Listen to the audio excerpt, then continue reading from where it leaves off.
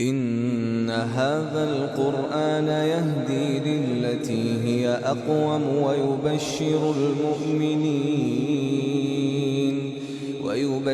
المؤمنين الذين يعملون الصالحات أن لهم أجرا كبيرا، وأن الذين لا يؤمنون بالآخرة أعتدنا لهم عذابا أليما.